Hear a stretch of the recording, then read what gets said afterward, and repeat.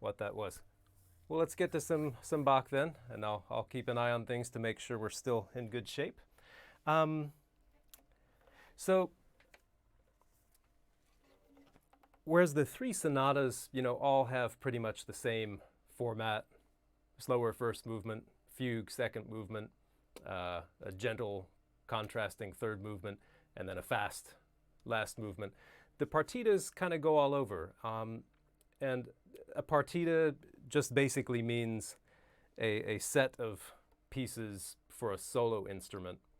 And those were popular before Bach wrote these, and they usually made use of different dance movements.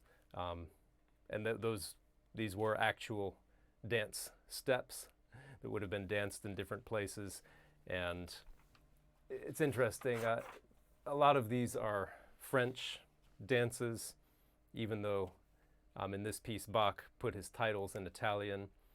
I mention all of this just because when we're playing these partitas, we can really never lose sight of the dance aspect.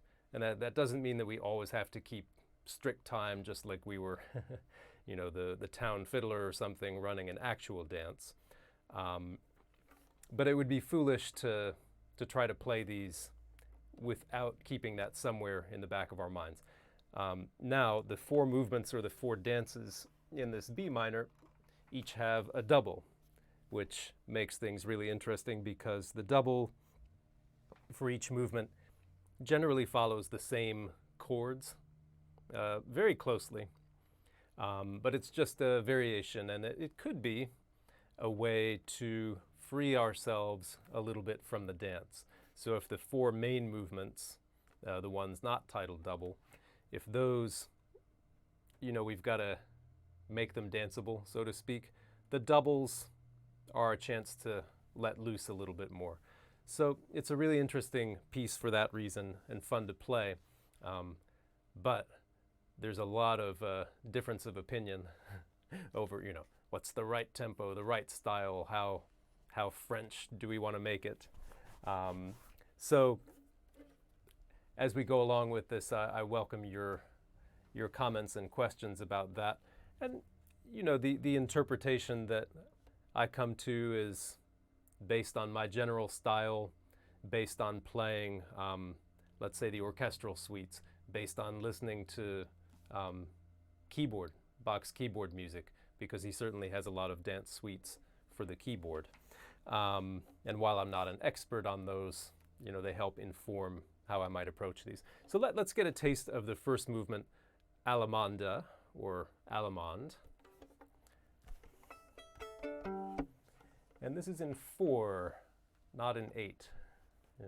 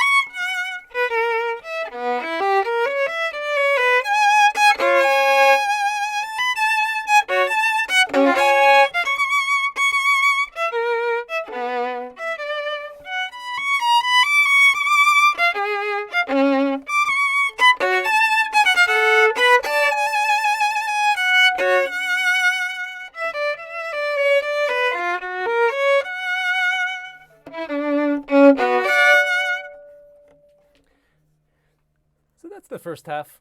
And that is, that's a relatively straight, we'll call it, straight rhythm, without doing a lot of double dotting. And we're going to play around a little bit with different tempos and different weights to the dance.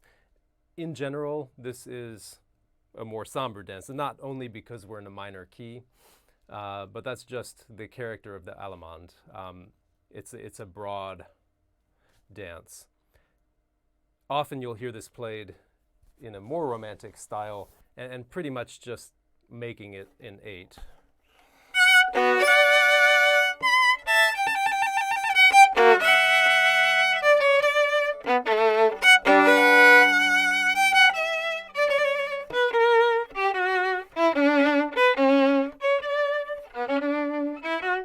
Something like that, and I say in 8 because every bow kind of sounds like it has weight.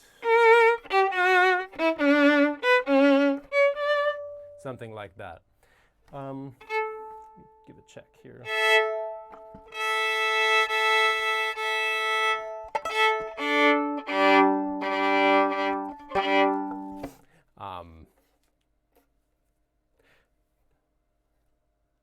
And I'm not going to say that's wrong, but it is written in 4, and when we get to some of these other movements too, there are some that are in cut time, in 2. I think it's nice to respect that when we can. And this last version that I played, in addition to being slower, it did feel a little tough for me to imagine a dance in 4. Let me take it now the other way and make it not only faster, but let the dots be even a little bit tighter, so the dotted notes will come late. Just to show you, a variety of what's possible.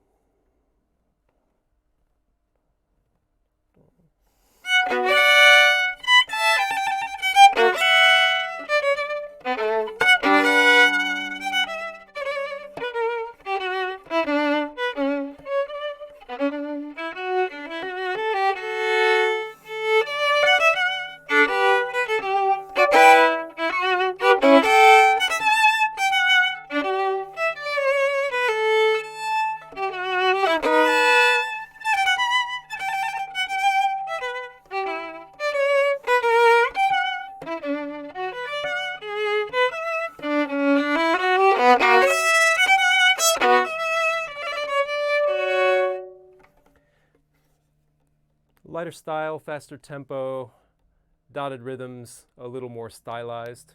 We could call it double dotting. That's quite a broad range, right? It's not exactly, twice as fast, twice as slow, but probably a good third, if not half again as fast. So where does that leave us? We can take, I would prefer to take elements of both approaches. I like a little bit more the weight of the slower tempo.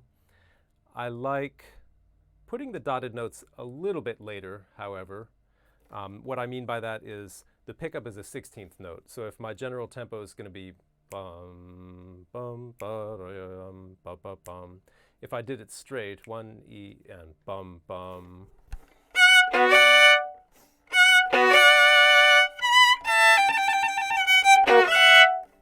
I would probably put it just a little bit later than that. A true 32nd.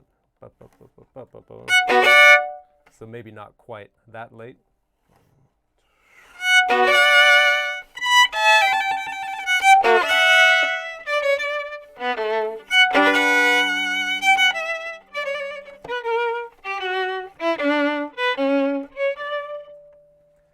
And here's something we run up against right away too, the amount of sustain. As written, because there are no rests there, right? I could sustain all the way.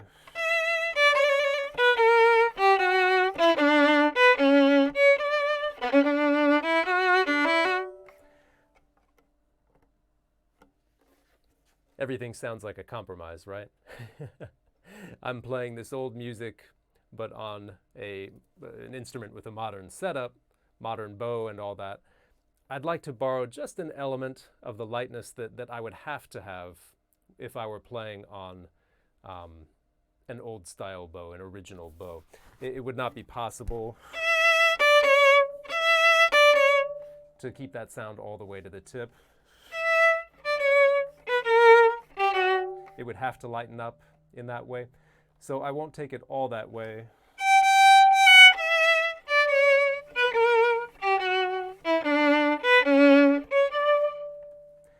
Now if I play all of those dotted 16ths, all the long notes, the same, then it really doesn't matter how long I sustain them. It's going to be boring. So the key to take your listener to the harmonic place that you want to take them is to do perhaps a similar length on each one, but different weights. So now to lead. So again, this brings us back to what we talked about so much last week, the importance of the bass line. And here, it's not that we have all kinds of double stops where there is a true bass line. A lot of the bass line has to be implied, right? So it's kind of traced here, right?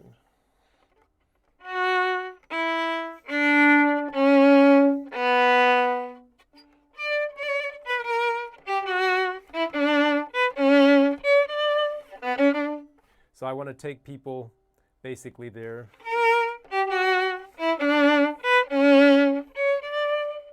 So each note is going to have a little bit more weight to it. Let's put that all together in this beginning.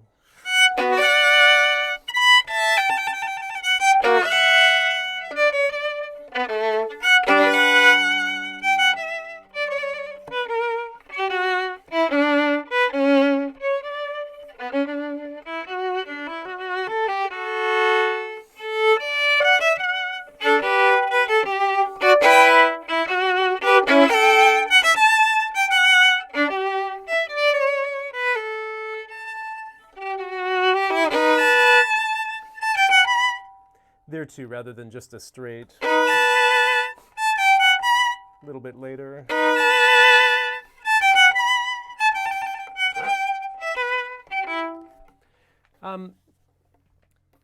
So as you play around with this, and this movement I do find, especially a movement to start the whole piece, it can be one of the hardest to come to comfort with. Is it a dance? And if so, how much of a dance? And what character dance? You know, in our day, we're used to dances implying, you know, it's either a slow dance or a fast dance, right? Slow dance, you're at the school dance and it's close and romantic. The fast dance we see more often, and that's just happy and ecstatic. This really isn't either of those, right? And so I think it can be hard to come to grips with the character and to make choices that you can be consistent with as far as length and all that. Let's play also now the second half. And we were left on the 5 chord basically. So I did that same wrong note in the playthrough, if you noticed.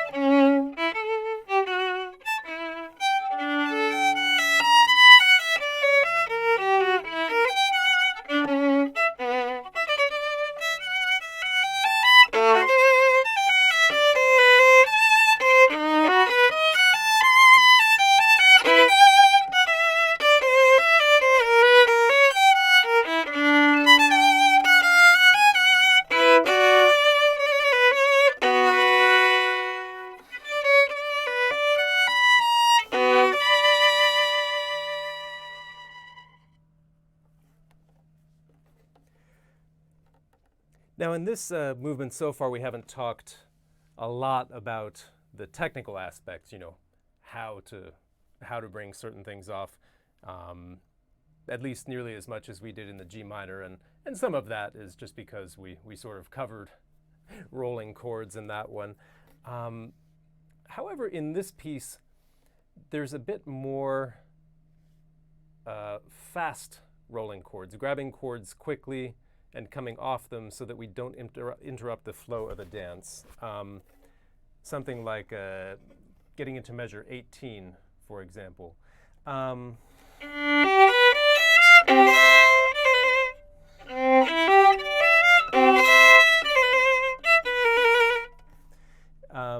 If you take too much time,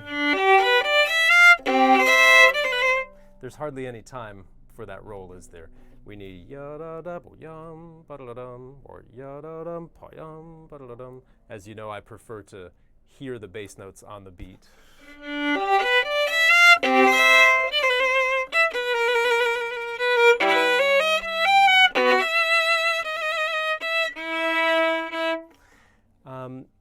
So that means that you need to be really familiar with where your double stop string levels are. And we spoke in the G minor sonata about how there are 4 single string levels for the arm, but also 3 double stop levels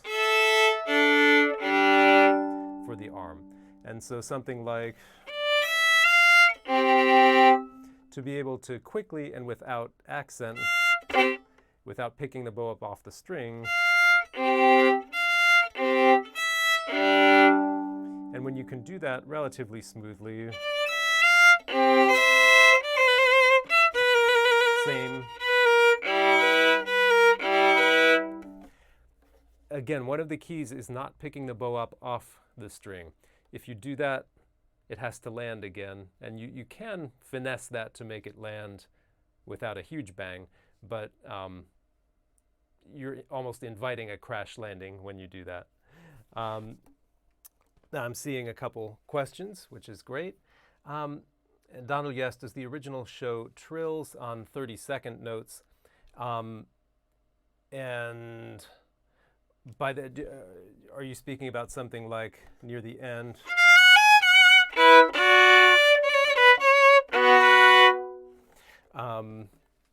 If you are talking about something like that, you know, I haven't looked that up in a while, so why don't I do that before I answer that question.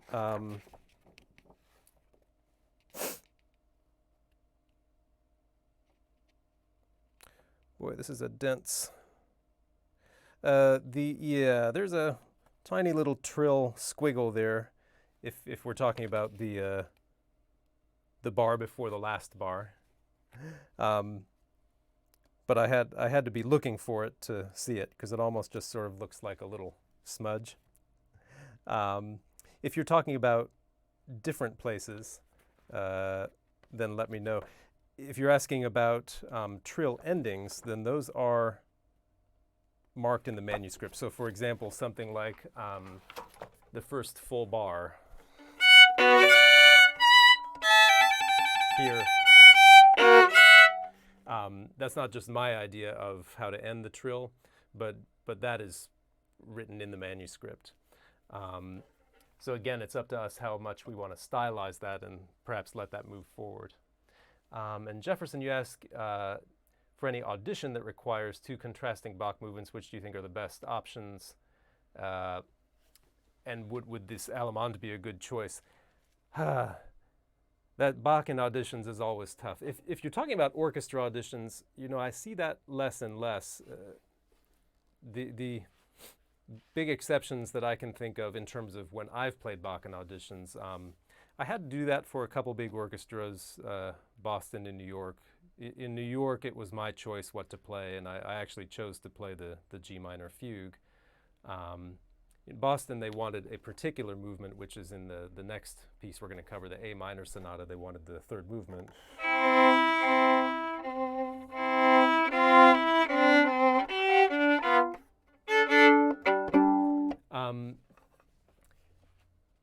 As I say, it's tough because your ideas on Bach might not be the ideas of the people on the committee, and that's going to be true for any music, but in Bach it could vary pretty widely. So if I'm listening to someone play Bach in an orchestra audition, I give them a lot of latitude. Whatever sort of style they pick, as long as it's internally consistent, I don't care too much about whether or not I agree with the style. I'm looking for great violin playing, as always. I'm looking for musically interesting ideas. So to answer your question about whether this Allemanda would be a good choice, I mean, it wouldn't be what I would pick necessarily, because there's so much difference of opinion over the tempo, how much to dot or double dot, how much to sustain.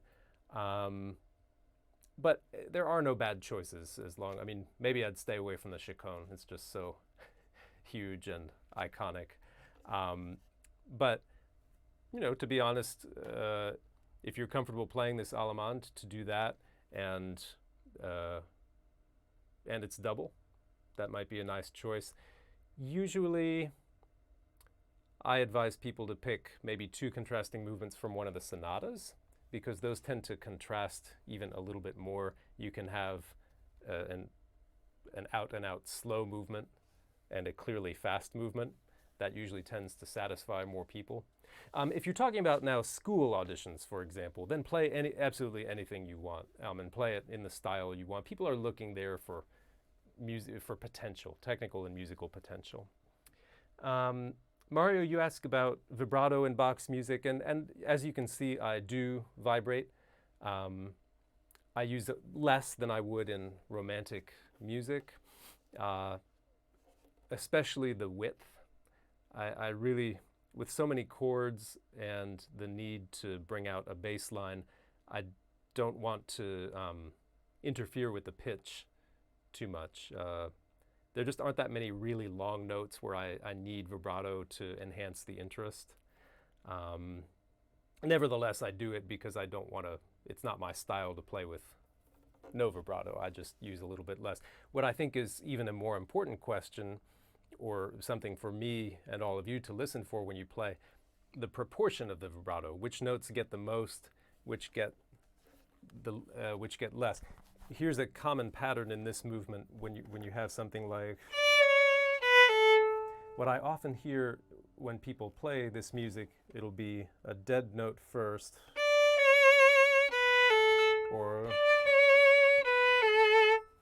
and the long note gets a real vibrato kick.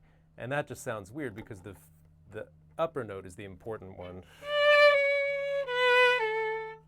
That doesn't mean that the lower note doesn't get any, but it should get, if anything, less. Basically, any less important note, you want to let the vibrato reflect that. And that's, no matter what style vibrato someone chooses, that's going to stand out to my ear. And Jeff, you ask, you speak about the actual Allemande dance, and I began this talking about that, and how it might influence, and the words you use are courtly, high steps, requires a slow tempo, and I think that I do like to respect that, and so I would choose a tempo that feels in 4, but a slow 4, and that's kind of where. That's where I hope that we find ourselves now.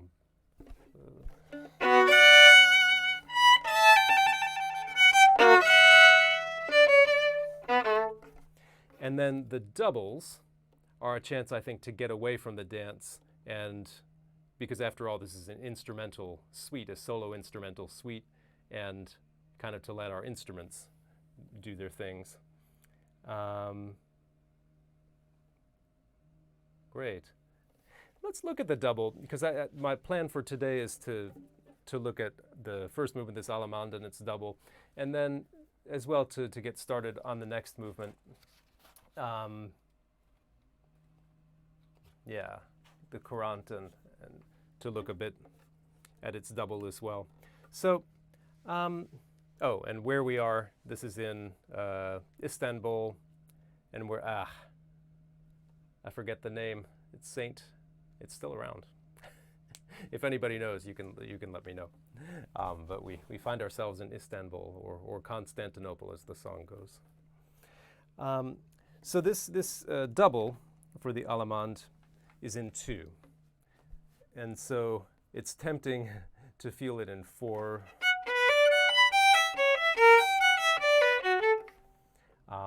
But it is written in 2, the bigger beats.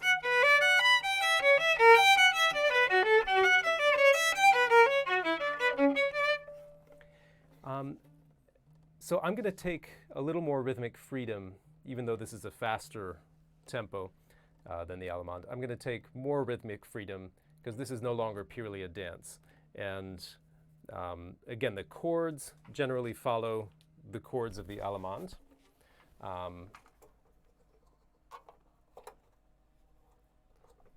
But we're not bound to interpret it in the same way.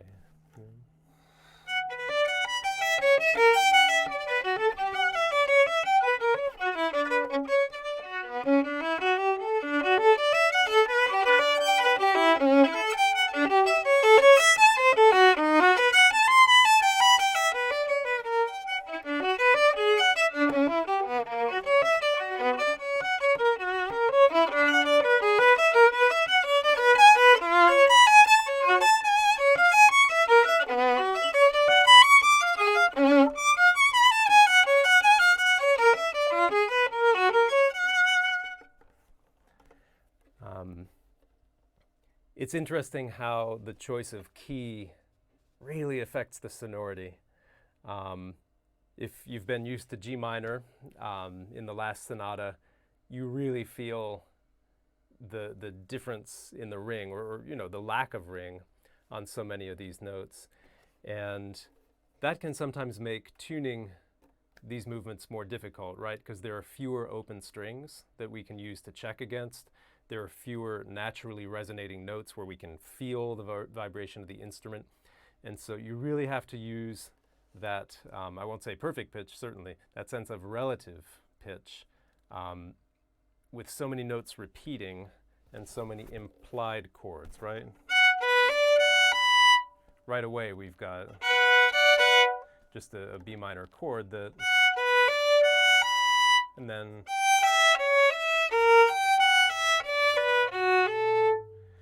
so just as in the Allemande when we change chords every beat,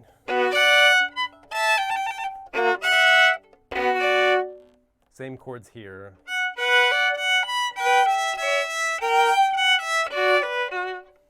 And so all those notes, they may not ring with the instrument, but they need to ring with each other. And if I really were in the cathedral here, that would be obvious because those notes would hang around in the air.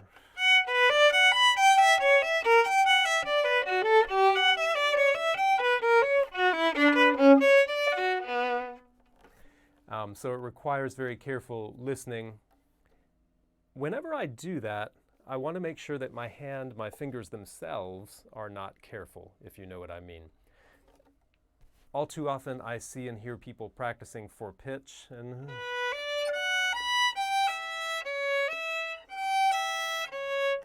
and just by watching their fingers, you can tell those fingers are carefully, they're almost searching for the right place.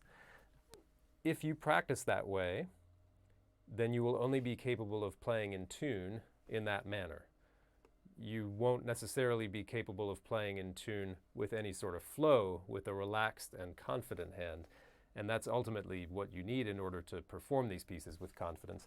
So the hand, the fingers, have to go down with confidence. And I fairly recently, made a video on this called the intonation tightrope. The idea was that if you watch a confident gymnast or tightrope walker, circus performer, you know, the way that they walk generally has to be confident. One foot goes in front of the other. They're not sort of searching for the next step. There's no way they could perform like that. And so it's fine, it's great actually to practice slowly, but you need to let your hand move with confidence. And then if you don't like where a note goes down,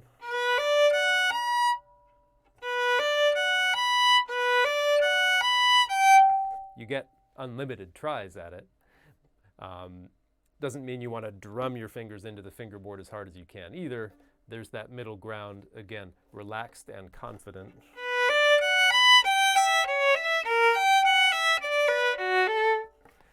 And I see some more questions too, which I'll get to very shortly. Just this idea of practicing slowly for pitch, I'm going to offer a couple other suggestions for that too. Let the right hand remain strong, also confident. That doesn't mean it has to be forte all the time, but you may notice for yourself, and surely if you hear other people practice, you'll notice practicing for pitch, practicing a shift, for example, a lot of times that right hand just disappears. Then again, you try to bring that up to tempo, up to dynamic. Everything has changed. The sound in your ear, the mechanics, even the way the fingers need to go down. If you only get used to playing quietly, listening for pitch, your fingers may get in the habit of not stopping the string as decisively as they'll need to when you're playing loud. The string is vibrating more. So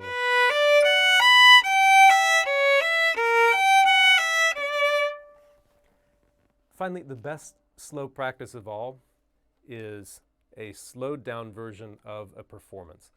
So while I'm listening for pitch, sound quality, and all that, I would love, even in the beginning of working on something, to give it a shape. And that doesn't mean that I have to know from the very first stages of working on something that I have to know exactly how I'm going to shape it for all time.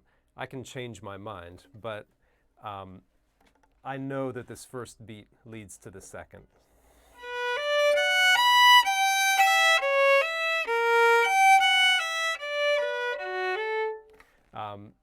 Or I might even say the first two beats lead to the third.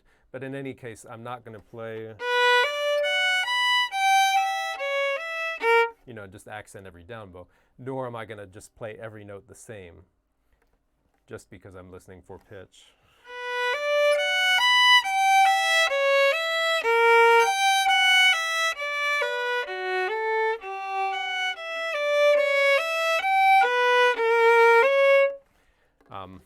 I just snuck in a little vibrato. I probably shouldn't do that because in the end, I'm really not going to be vibrating these notes.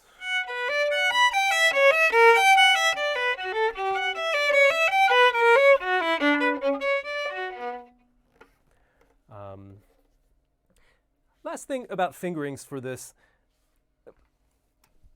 if you look at some modern editions, you'll see a lot of wonderful suggestions to make fingering this easier. Generally that means going up into higher positions to avoid some string crossings. A lot of times I just ignore that and I play quite a lot of Bach's music in first position, even if that means some extra string crossings, like you just saw.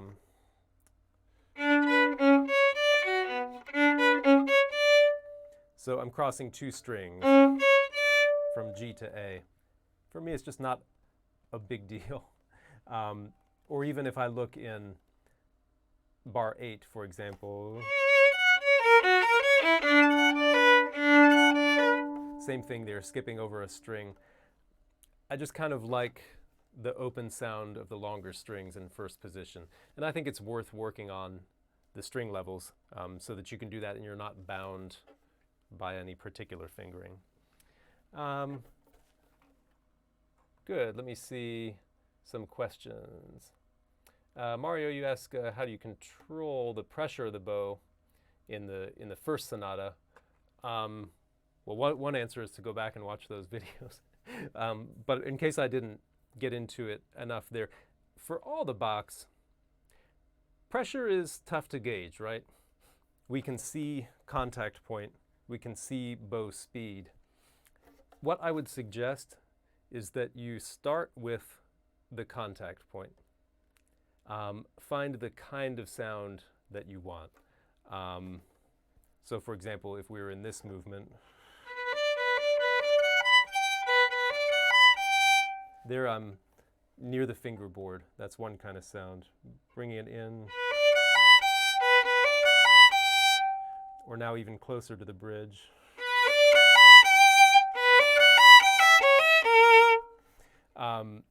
undoubtedly, you guys would have a favorite of those three sounds, or a least favorite. You know, my least favorite is the last one I did right near the bridge.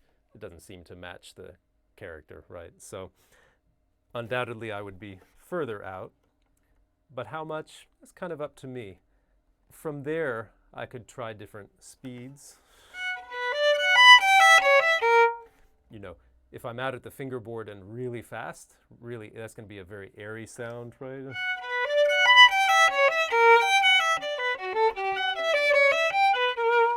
That could work. Or out there and a slow bow.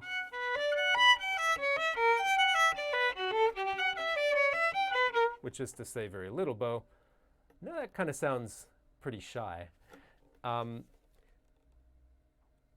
For any of those combinations, of course, there's going to be a pressure to match.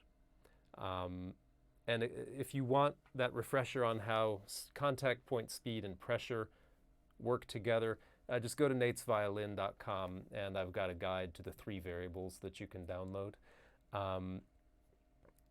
I would let the body almost automatically change the pressure to match the contact point and the speed. But I would start with contact point because that gives you the type of sound for any given moment.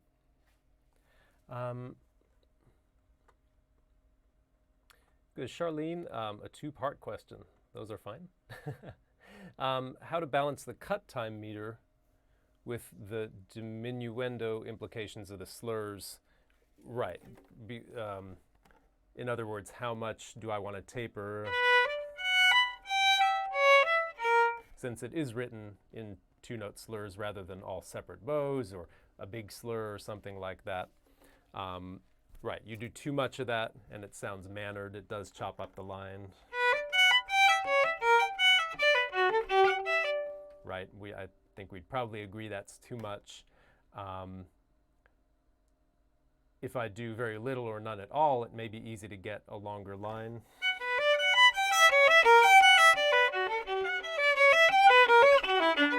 But then it seems like I'm just doing the slurs because they're printed in there rather than making anything of them.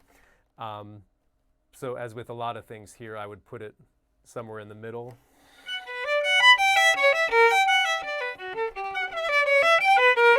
A similar amount of taper on each slur,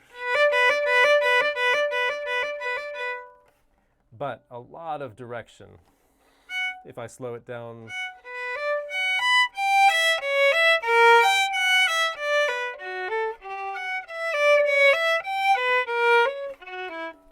and so then in tempo,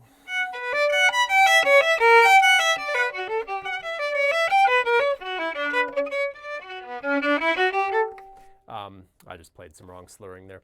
That for me is the way to avoid a repetitive feel for this.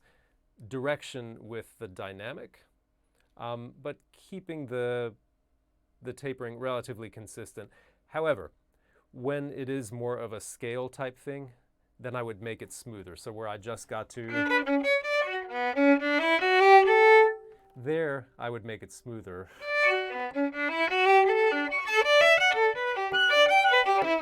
And then when it skips, again, back to the general sort of diminuendo or taper that I was doing before. And your other question was, since this is a variation on the main movement, how would I react to ornamentation or divisions? By that, I'm not sure if you mean when I take the repeats, would I maybe ornament some things? I don't know if that's what you meant. I think that's great if you can do it in style. In this movement, I've never found a convincing way to pull that off for myself. But that doesn't mean other people couldn't. Good. And Juan, you ask about my decision to play the double in the upper half of the bow and how it changes character versus the middle or lower half.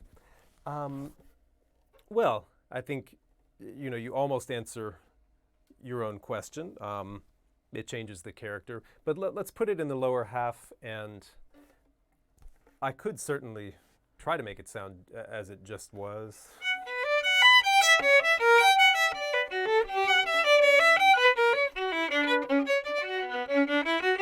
But a moment like that, oof, I've really got to try. I've got to work not to really punch out those string crossings. That would be easy to do in the lower half, to accent them unintentionally. Whereas up here, there's a lot less weight on the bow. I don't have to work at avoiding accents there. And how about in the middle? Just so we're trying it.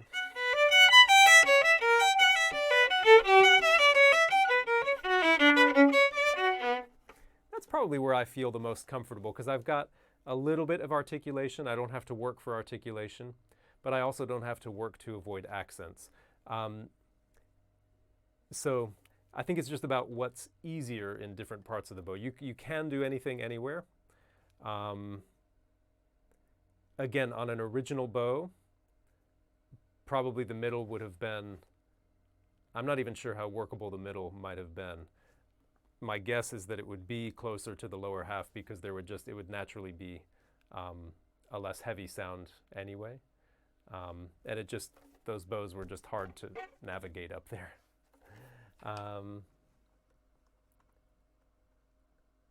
Great. And just to clarify, this violin is not Nathan Milstein's violin, although I have had the occasion to play that in some other videos.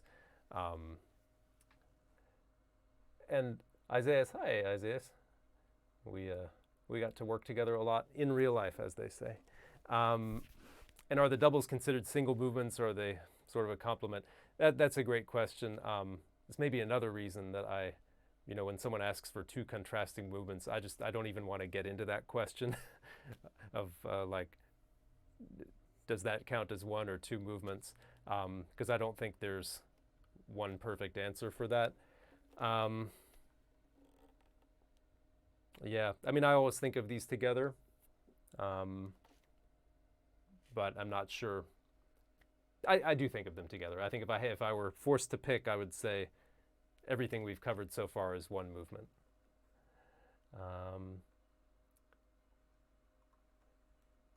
Good. A couple more questions before we get to the Corrente.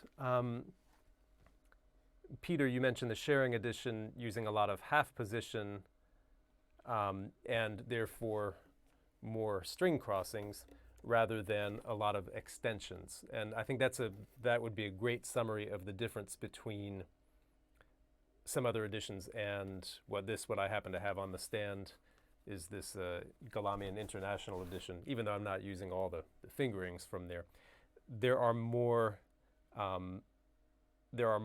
shifts and extensions here. Tried to come up with a good example in the second bar.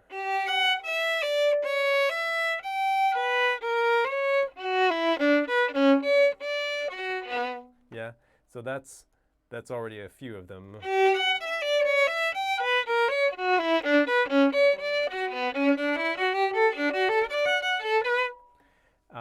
And how is that if we just do that basically in first? I mean, except for these first couple notes.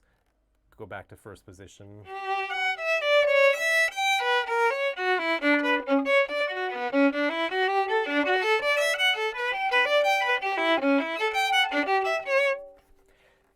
I must say, even though I learned it with a lot of these fingerings, the extensions and everything, and that was valuable to have to work through.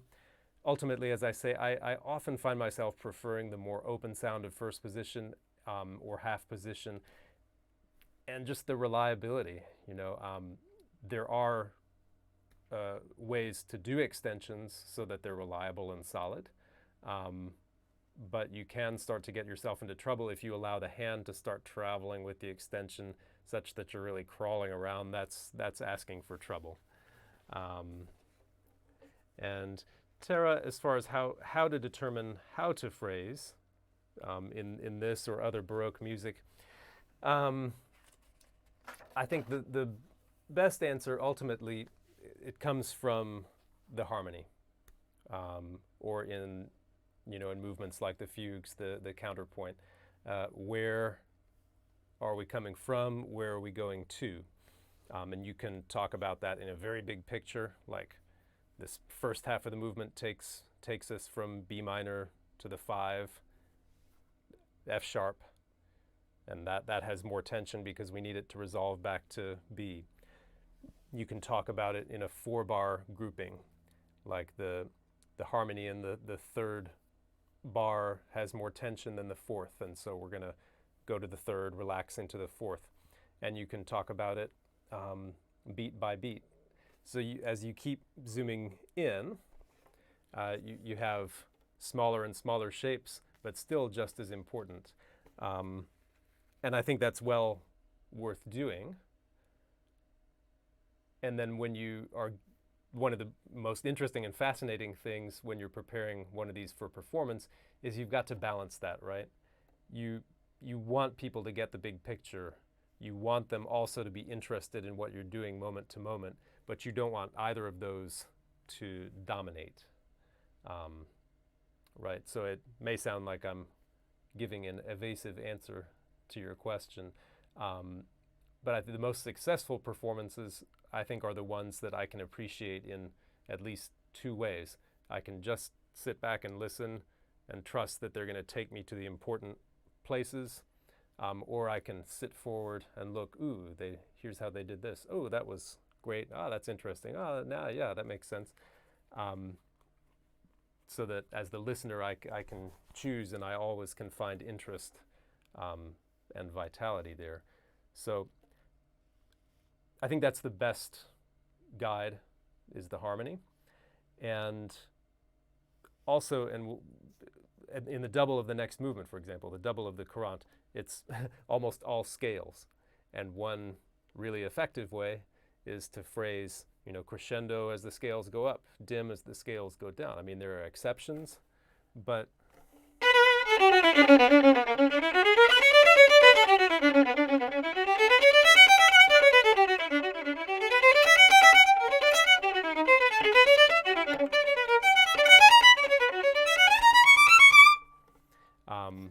if you only do that, maybe it gets a little predictable. And I was deliberately playing it a little slow there. That's marked presto. But there I'm not worrying about the harmony very much, just following the contour of the line. That's more effective the faster it goes. But you can use that as a guide as well. Good, let's look a little at the Corrente, and we'll continue with this on Wednesday as well. Here we've got no rhythmic variety at all in either this movement or its double. The Corrente is in 8th notes, the double's in 16th notes. And so everything is going to be about the direction and what we want to do with the slurs. Yeah? So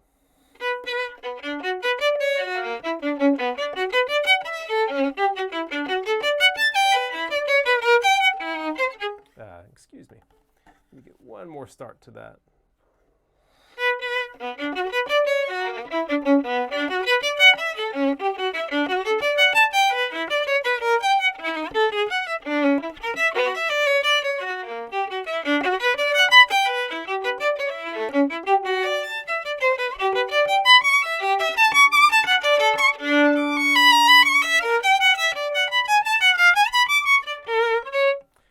I'm going to stop right there. That's enough. It's enough wrong notes for me. So, note lengths, first of all. Are they going to be connected?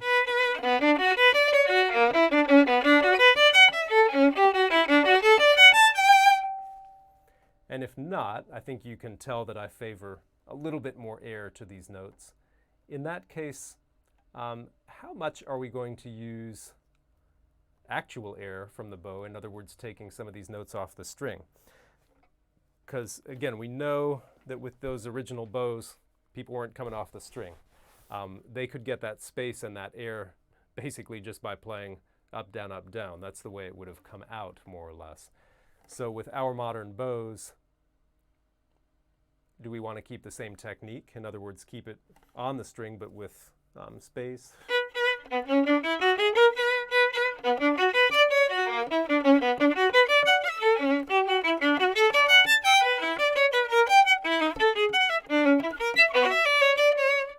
Or do we want to allow it to come off, if that's the more effective way with these bows to get the space?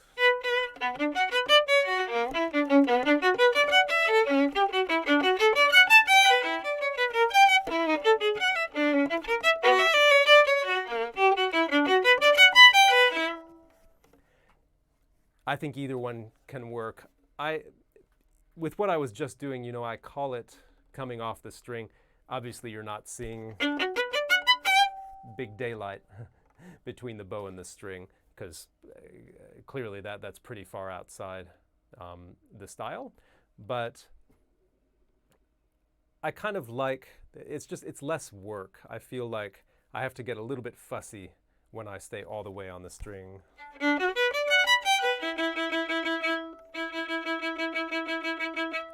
So that almost necessitates playing it lower in the bow, doesn't it? When you're lower in the bow,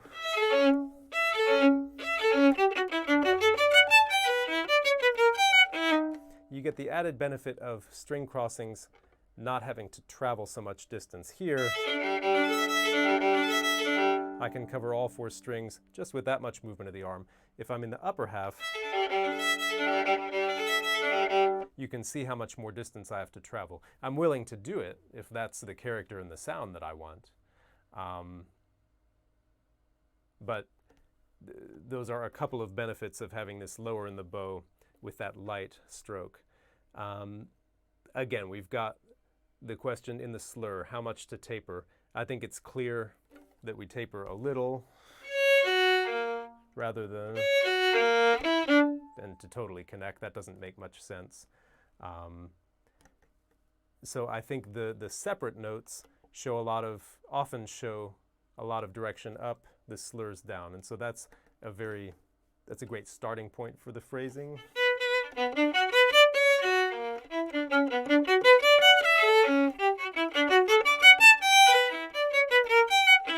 Now it's mixed up.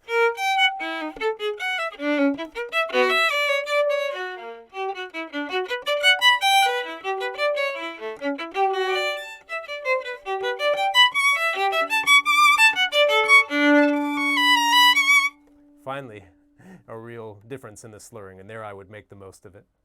And let me see your comments, your questions. Oh, as for the mic, well, that's the easiest question I've gotten all day. This is a DPA 4060 lavalier mic. And so, yeah, you get that sound a couple inches from the violin. It's kind of like the sound, you know, it's very like the sound I get under the ear, my violin.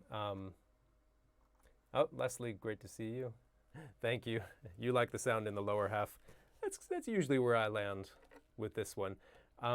Getting those slurs smooth, that can be a challenge, and you heard me in the playthrough doing that on a few of them, which I would love to iron out with a little more practice, but it's tempting. That can creep in if you're not careful. It's tempting because if you just move the arm smoothly, it's sometimes not even. So that's what you want to practice. A great etude for this might be Kreutzer number 29, something like the...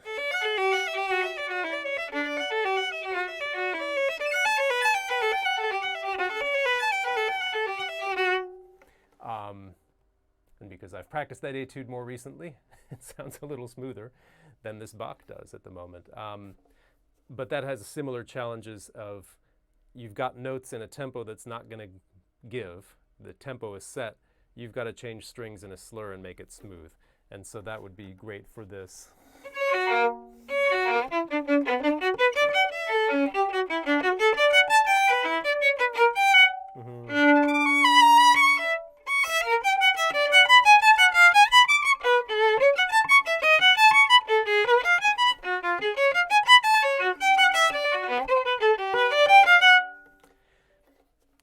So this obviously is a quicker dance. We didn't even get much into that. A much quicker dance than the Allemande. Still, it needs to have, it can't feel, breakneck. It's a rather dramatic way of saying it, I guess, but we don't want to feel pressed. Let's see if we took it even more stately, yeah?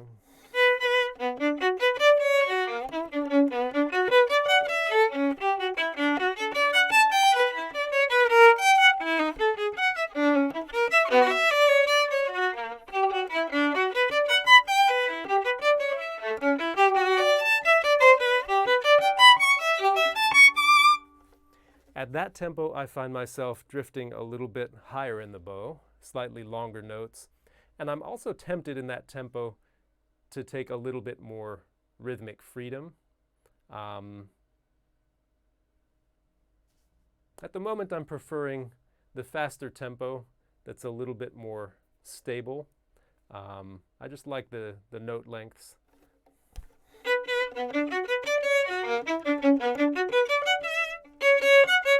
Yeah.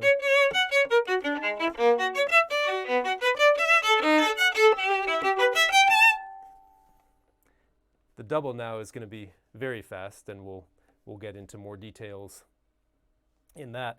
Now, some people like a real relationship between the tempo of the movement and the double. Maybe not so much in the first movement, but in these others. However, you can always find that relationship, just jumping back to the Allemande and the double for a second.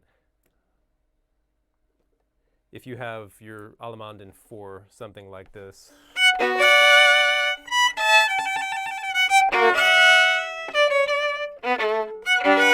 I take that same, and that's my 2 for the double.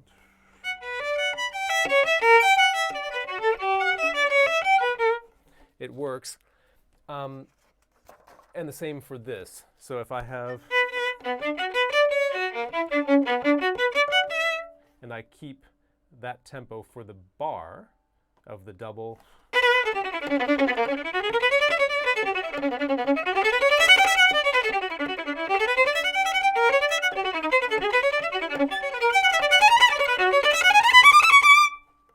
it's fast, but it is marked presto after all. This I would not take off the string, even if I kind of liked the sound. It's just, it turns it into Vinyavski, I think. I would keep it on, but just with enough air to it that I can show direction.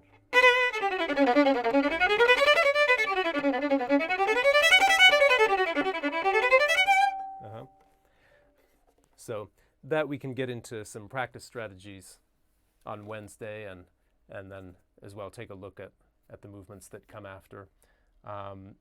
So let me get to final questions from you, and Pete, well, this is a comment, which I also appreciate. Peter, you mentioned in the movements where the note values are the same, some players bend the rhythm by elongating certain notes where the line changes direction. And exactly, I mean, anything that you keep the same all the time, people are going to notice it and they're not going to like it. This comes up all the time in auditions, where if you do any bow stroke the same all the time, nobody's going to like it. Someone's going to say, well, that stroke's too long. Someone else says, well, that's too short. That's too accented. It's too this. Whereas if you vary it, nobody notices anything. They're like, oh, what bow stroke? Oh, there's a bow stroke there? I just heard some really good violin playing. So yeah, if not making musical choices, not making clear musical choices is a choice in itself. And you're going to invite criticism and scorn from people who don't like the technical things you're doing on the instrument. And Daniel, you ask about the best way to practice thirds and sixths. Besides making them a regular part of your scale rotation, especially thirds, because they're just so fundamental to everything and they encourage the upper fingers to lead the way. But sixths as well, I also practice. They come up so much of the time in Bach. That's perhaps the best way, is just doing them more often. But I think if you're doing, let's say you're taking an extra, it's like vitamins, right? Your extra dose of thirds and sixths because you're playing some Bach. I would play them in scales and get them, you know, fluid or fluent. So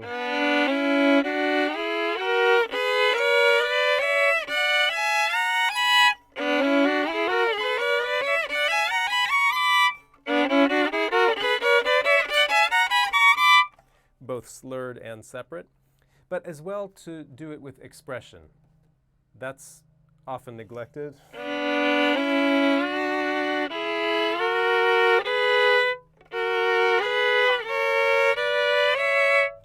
Sixths as well.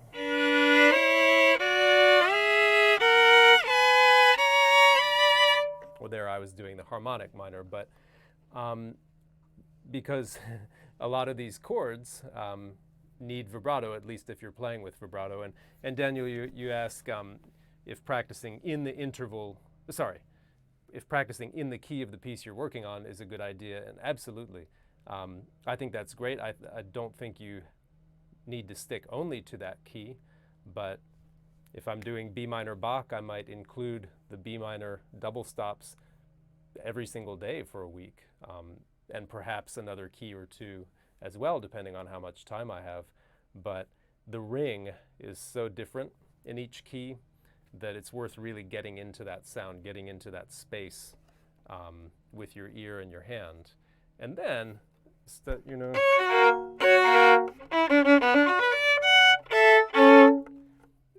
any of those sixths and thirds that come up in the piece, whether they're in double stops or whether it's broken up like that, is just that much more natural. You don't have to look for the right place. Your hand just knows where to go. Oh, and Sarah, you ask a great question, which I hoped no one would ask, because I don't know the answer. So maybe somebody can enlighten us here or next time. But why in the Corrente, it's written in 3/4, but every other bar line is a small one rather than a full-size bar. So I just don't know the answer to that. It's certainly useful to think of this in bigger shapes than just, you know.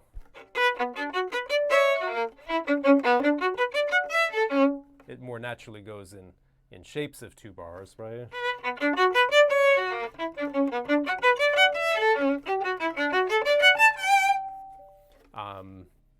And so it's a nice way to think about it. But as for why it's in there like that, I don't know. So I think I will leave you for today. Again, thanks so much for being here. You know, if you would, whether you're with me on YouTube or on Facebook, would you hop over to YouTube and subscribe to the channel there? It just makes it so that when I do post the replays, you'll get notified. And in fact, when I post any video there, because as you know, I'm going to keep making other kinds of videos as well, and you'll stay updated. And it's just a help to me for other folks finding my videos. So if you do that, that would be amazing.